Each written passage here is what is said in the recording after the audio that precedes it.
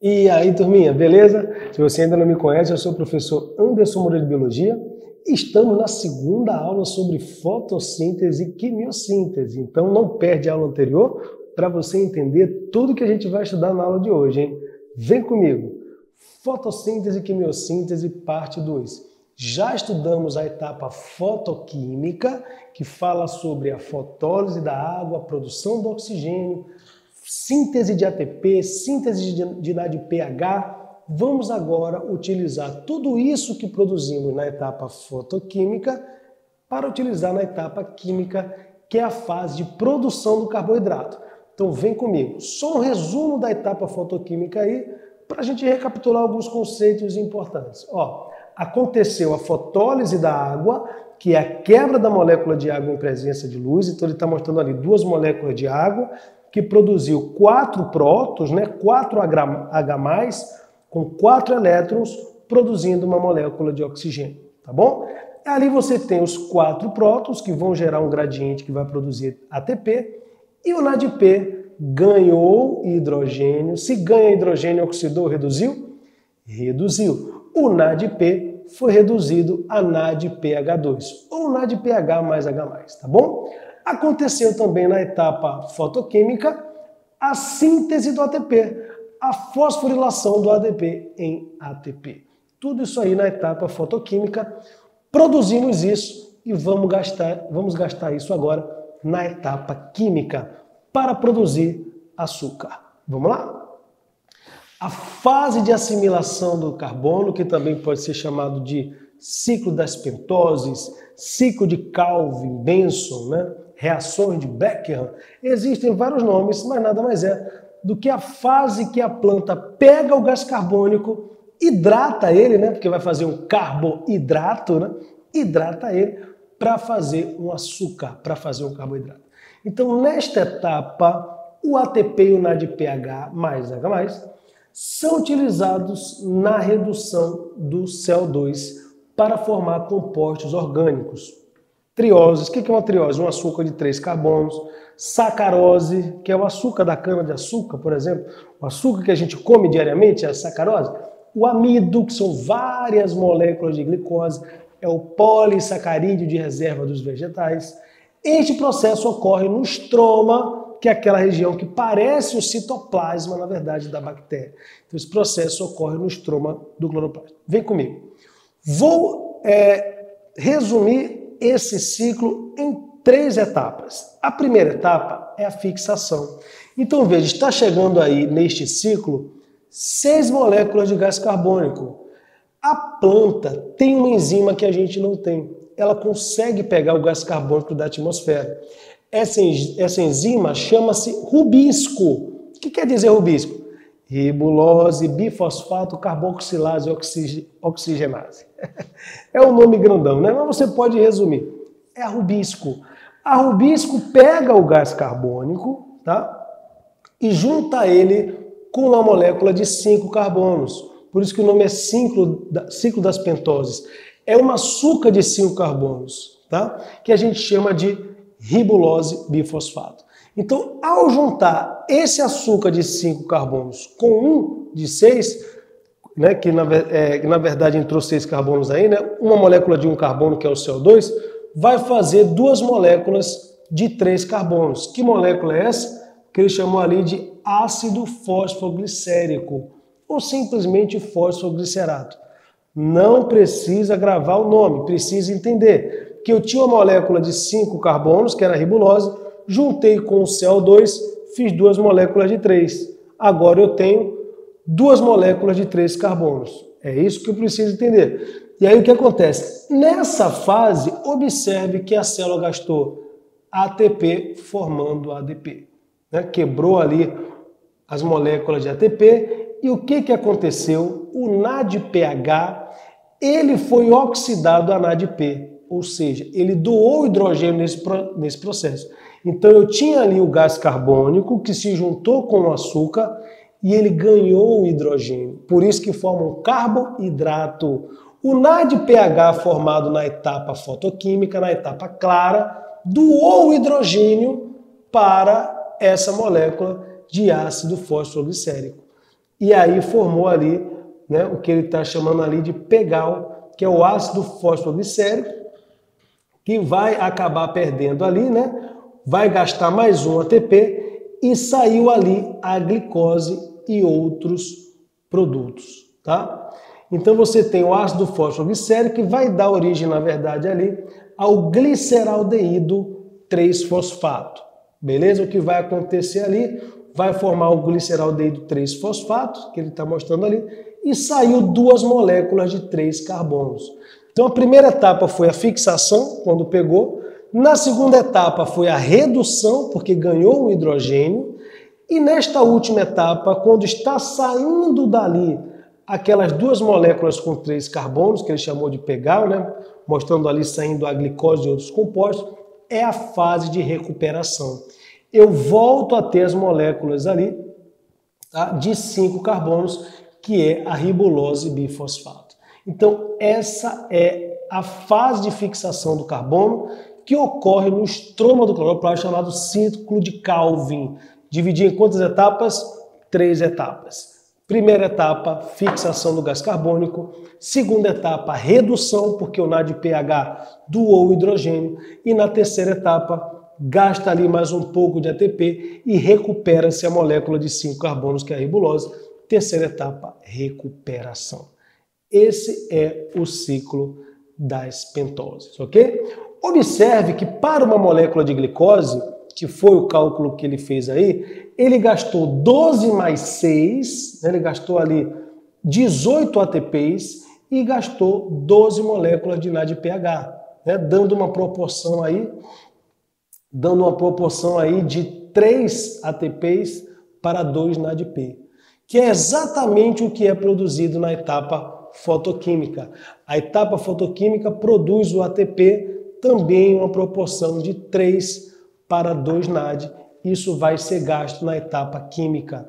Por isso que eu sempre digo que quando a etapa fotoquímica para, a etapa química também para, porque uma etapa alimenta a outra. Beleza, galera? Então, seguindo aí, nós temos um resumo aí da etapa química, 6 moléculas de gás carbônico com 2 NADPH2, tá? Formando ATP, né? Vários ATPs aí, dando origem a C6H12O6, que é a molécula de glicose, recuperando umas moléculas de água, né? E gastando também o ATP. Né? O ATP foi hidrolisado a ADP. Então, nesse processo se formou a glicose, mas nós gastamos o NADPH e gastamos ATP. Beleza? Esse é o resumo da etapa química. E agora, para onde vai o açúcar? A planta acabou de fazer o carboidrato. Na verdade, a planta faz triose. A gente faz o cálculo baseado na glicose, porque é a molécula mais conhecida, né, de 6 carbonos. Mas na vida real, ela faz trioses. São açúcares de 3 carbonos. A planta, então, pega essas trioses e, a depender da necessidade, ela vai fazer um disacarídeo, que é um açúcar, né, com 2 monômeros, né, é a glicose mais a frutose. Ela vai fazer a sacarose ou vai fazer o amido. A sacarose é o açúcar de transporte da planta. Pela seiva, olha o que ele está mostrando lá em cima. Ó. A célula da folha com elevada concentração de sacarose, né? Concentração de açúcar, vai pelo floema descendo, sendo distribuído para o caule, para a raiz, né? Para os frutos. Ele está mostrando aí uma beterraba. É isso? Ou se a planta quiser armazenar, precisar de energia para o futuro, ela pode pegar essas trioses e fazer, por exemplo, o amido. Armazenar esse amido no cloroplasto, armazenar esse amido no amiloplasto, que é um leucoplasto. Então, a depender da necessidade da planta, ela vai fazer a sacarose, que é o açúcar de transporte via floema, ou ela vai fazer o amido e vai deixar essas moléculas de glicose armazenadas. Beleza? Esse é o destino do açúcar nas plantas. Algumas questões a título de aprofundamento que sempre perguntam para a gente em relação à fotossíntese. Quais são os fatores que influenciam a taxa de fotossíntese? Então, nós temos fatores externos, como a exposição à luz, né? Como regra, quanto maior a exposição luminosa, maior a taxa de fotossíntese. A temperatura, mesma coisa. Quando se aumenta a temperatura, também se aumenta a taxa fotossintética. e a concentração de gás carbônico. Quando tem muito gás carbônico, a taxa de fotossíntese também aumenta. Claro, todos esses fatores aumentam a taxa fotossintética até certo ponto, né? A partir de um determinado momento, ela atinge a saturação e aí não adianta nem dar mais luz, nem mais gás carbônico, que essa taxa não vai aumentar. Então, olha aí que interessante, ele botou um gráfico aí mostrando, né, a taxa fotossintética e botou um tracinho aí mostrando a respiração da célula. Veja que a respiração da planta ela é constante, mas a taxa fotossintética, a depender da intensidade luminosa, ela vai aumentando a taxa de fotossíntese. Ó. A luminosidade foi aumentando, ali em a taxa fotossintética está abaixo do necessário para a sobrevivência da planta. Ali em A, ela nem vai conseguir sobreviver muito tempo, porque a taxa respiratória, a taxa de gasto está maior. Quando chega no ponto B, que é o que eu vou lhe mostrar daqui a pouco, é o que a gente chama de ponto de compensação fótica. Nesse momento aí, do ponto B, tudo que a planta produz, ela gasta. Então ali, empatou. Ela também não vai crescer, não vai se desenvolver bem, porque o que ela está produzindo, ela está gastando, é a conta. Quando passa do ponto B e a gente chega ali no ponto C, ali já está produzindo um excedente. Aí a planta já cresce, aí a planta já produz frutos, até um dado momento. Porque quando passa ali do ponto C, você está vendo que a taxa de fotossíntese ficou constante, porque ali já atingiu a saturação. Não adianta aumentar a intensidade luminosa ali, que a taxa fotossintética não vai aumentar. Tranquilo, pessoal? Então, esse parâmetro que nós estamos estudando chama-se ponto de compensação fótica. O que é isso? Vamos ver? É a intensidade luminosa na qual a taxa de fotossíntese se iguala à da respiração. Nessa intensidade de luz, todo o oxigênio produzido pela fotossíntese é consumido pela respiração. Fica no 0 a 0. Então, a depender do tipo de planta, esse ponto de compensação fótica varia. Se ela é uma planta heliófila, o que é hélio? O sol, é uma planta que gosta de muito sol. Ela vai ter um ponto de compensação elevado, né? Porque ela precisa de muita luz. São as plantas de florestas, por exemplo, são heliófilas, precisam de muito sol. E as umbrófilas são plantas de sombra. Umbro quer dizer sombra. Então você tem aí as briófitas, né? As pteridófitas, são plantas que não gostam de muita luz. Então o ponto de compensação fótica dela é baixo, precisa de pouca luz para atingir o ponto de compensação. Em compensação, essas plantas apresentam menor porte, né? Elas são geralmente plantas de pequeno porte, que precisam de pouca luz para atingir a sua saturação. Beleza, galera? E agora vamos para um assunto que vocês perguntam com certa frequência, que é a quimiossíntese, tá? Não tem mistério nenhum, é muito parecido com a fotossíntese, você vai ver que o que eu vou falar aqui é bem parecido com tudo que já falei, mas não vou utilizar a luz. Ao invés de falar da luz, eu vou falar de reações químicas que vão produzir a energia necessária para reduzir o NADP e para formar o ATP. Então, ó, o que é quimiossíntese? Vamos para o conceito. É o processo que obtém energia a partir de reações químicas realizadas dentro da célula. Os seres mais conhecidos são as bactérias, que recebem o material inorgânico, captando os íons de hidrogênio, liberando um subproduto derivado do material inorgânico e produzindo energia para o seu metabolismo. Vamos ver isso numa figurinha que fica mais tranquilo. Olha lá. Quimiossíntese, a primeira fase, reação de oxidação. O que é reação de oxidação? Perdeu o elétron. Lembra disso? Então você tem um substrato mineral ali que foi reduzido. E está mostrando ali o H2S, está mostrando o gás carbônico, o amônia. Teve uma reação de oxidação. Essa reação de oxidação libera energia. Essa reação de oxidação está substituindo a luz. Está sendo a reação que está liberando energia. E o que vai acontecer? A bactéria pegou o ADP e o fosfato e fez o ATP, que é necessário na planta na etapa luminosa. Outra coisa que aconteceu ali, essa reação de oxidação liberou o elétron responsável por reduzir o NADP+, em NADPH mais H+. Então, toda aquela etapa que a gente estudou, que é a etapa fotoquímica, ela foi aqui, né, explicada por essa reação de oxidação. Por isso que eu não chamo de fotossíntese, eu chamo de quimiossíntese, porque quem produziu essa energia foi uma reação química de oxidação. Então, tendo em mãos aqui o ATP e o NADPH, nós vamos para o que seria a etapa escura, que é a fase de assimilação do carbono, o ciclo do carbono.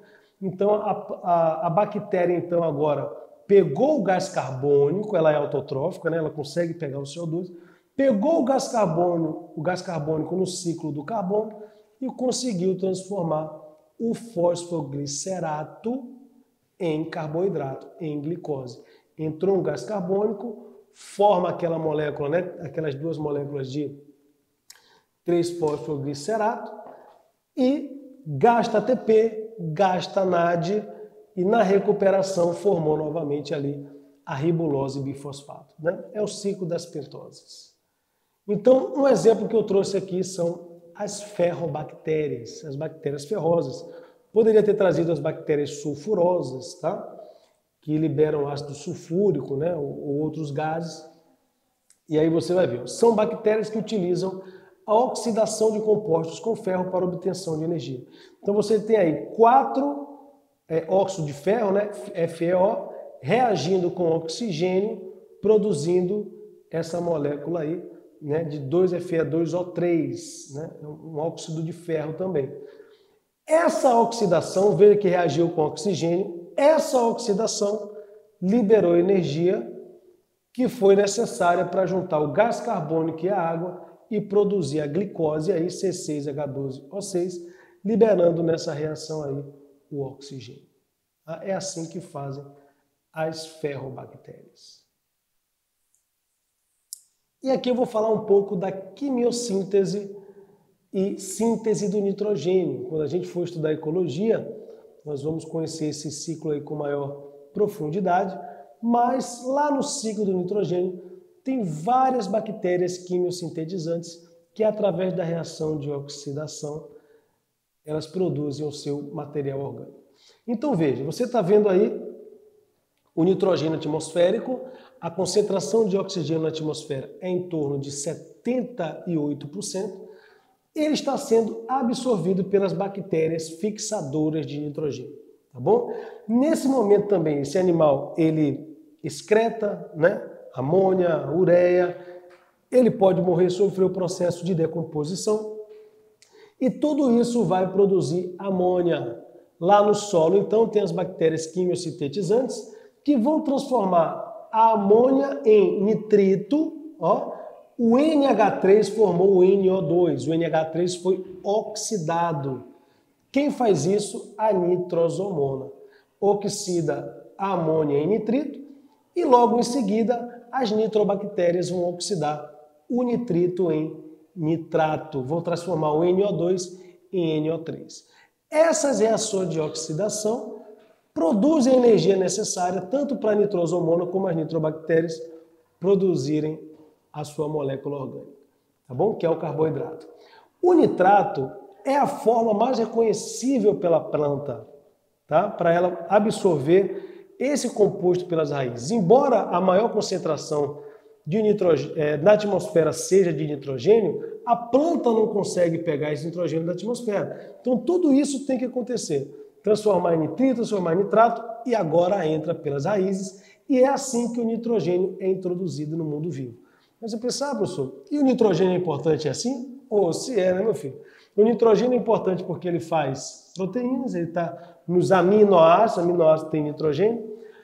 O DNA, o RNA, DNA não tem a base nitrogenada, RNA não tem base nitrogenada, tem nitrogênio. E é por essa via que o nitrogênio entra no mundo vivo, certo? Os animais vão se alimentar, por exemplo, das plantas e obter o nitrogênio necessário às suas moléculas. Outras bactérias que também estão no solo, chamadas de bactérias desnitrificantes, atuam, né, sobre o nitrato, transformando novamente no gás N2, é o processo de desnitrificação, e assim o nitrogênio é devolvido para a atmosfera. Então, é um assunto muito importante, muito cobrado pelo Enem, porque fala da importância dessas bactérias que nós não vemos, mas que estão no solo fazendo algo muito importante, que é introduzindo o nitrogênio no mundo vivo. Para a gente fechar esse assunto, eu escolhi 3 questões tops do Enem para a gente fechar todo esse conhecimento sobre a fotossíntese. Vamos lá? Primeira questão. Em uma sala de aula sobre metabolismo energético, foi apresentado um experimento clássico realizado por Engelmann. Um recipiente contendo bactérias aeróbias e aeróbia respira na presença ou ausência do oxigênio? Na presença do oxigênio. E uma alga verde filamentosa, a espirogira, foi submetida à iluminação de uma fonte de luz, representada pelo microespectro, essa figurinha que está embaixo. Após a explicação, um aluno esquematizou na lousa o resultado do referido experimento. Considerando a figura, a faixa do microespectro em que a alga possui maior taxa de realização fotossintética é a do... Olha aí, gente. É só você olhar aonde tem mais bactérias. Olha ali, ó.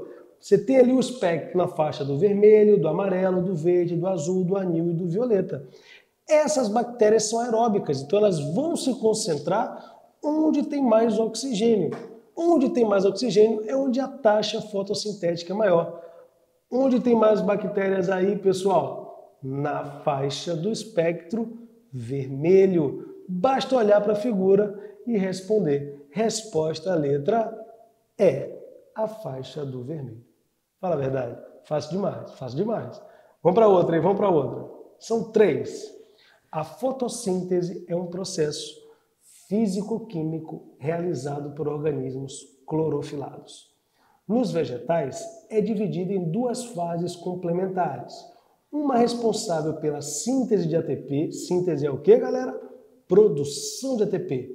E pela redução do NADP+. Redução é o que? Ganhar hidrogênio, ganhar elétron. Pela redução do NADP. E a outra pela fixação do carbono. O que ele está falando aí, pessoal? Da etapa luminosa, que é a produção do ATP e redução do NADP, e a fixação do carbono, que é a etapa química, a que não precisa diretamente da luz. Para que a etapa produtora de ATP e NADPH ocorra, são essenciais? Vamos analisar comigo? Água e oxigênio. Não, gente, o oxigênio ele é um produto do processo. E não vai ser necessário, ele vai ser produzido da fotólise da água. Glicose e oxigênio, também não, a glicose vai ser produzida no processo. Radiação luminosa e água, batata. Resposta aí, a letra C, C de casa. Radiação luminosa e água. A planta precisa da energia luminosa que vai ser capturada pelo fotossistema e lá no complexo produtor de oxigênio vai quebrar a molécula de água. Isso é a fotólise da água. Então eu preciso da radiação luminosa e da água, que vai ser a doadora de elétron para o centro de reação. Então eu preciso da luz e da água. Beleza?